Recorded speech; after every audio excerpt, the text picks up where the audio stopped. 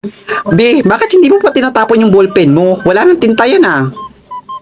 Eh kasi, may sentimental value to eh. I remember nung binili ko to sa tindahan, may tinta pa. Ngayon, wala na. Natural kasi hindi mo pa ginagamit. Naku naman te, ano ba thinking yan? Sky, hindi mo na ba kailangan yung butong ibinigay ko sa'yo? Kailangan ko na kasi para sa ritual ko. Uy te, anong buto yun? At Raven, anong ritual ang pinagsasabi mo? Mangkukulam ka ba?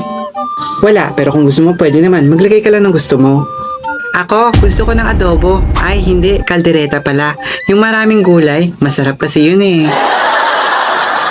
Te, ulam, hindi ulam. Para ka naman nag-request sa restaurant kung maka-order ka. Ah, ganun ba? Akala ko magtatayo ng restaurant si Raven. Hindi ko pa maibibigay yung mga butong binigay mo sa akin kasi may sentimental value pa siya. Naalala ko nung mga buto pa lang siya. Pagkatapos nagkaroon ng laman, nakakatakot naman.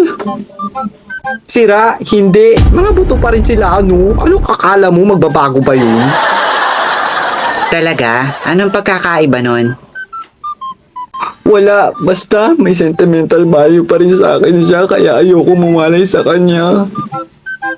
Hey Sky, waiter, ipon-ipon your kalat here ba? It's so dirty, my God. The flying is here by, oh, dirty here, oh.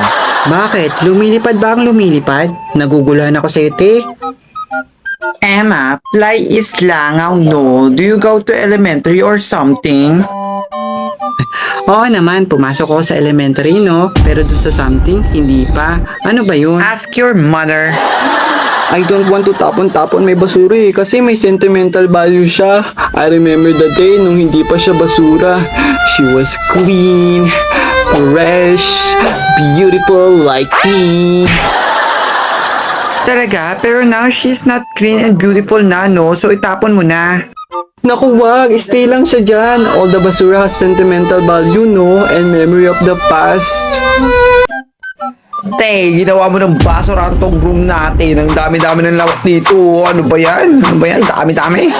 Naku, yung mga lamok at langaw, may sentimental value rin yan sa ecosystem natin. Kaya dapat pa nga paramihin pa nga natin sila. Te, lahat na lang sa'yo may sentimental value. Baka pag ihi mo, may sentimental value at tinatago mo pa. Paano mo naman nalaman? Nandito sa bag ko, naka-plastic bottle.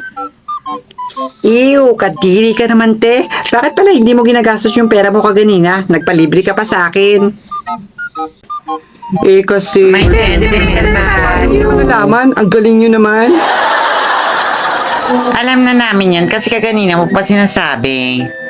Ah, ganun ba? Nag-repeat-repeat lang pala ako, no? Nako, hindi ka nagre-repeat. Again and again lang. Ah, ganun ba? Kaya pala hindi ko ginastos yung pera ko kaganina kasi may sentimental value siya. At isa pa, bakit ko naman gagastosin yung pera ko kung may manlilibre naman sa akin, no? Ganon ba yon? Sa susunod, hindi na kita ililibre. Period. Decal table.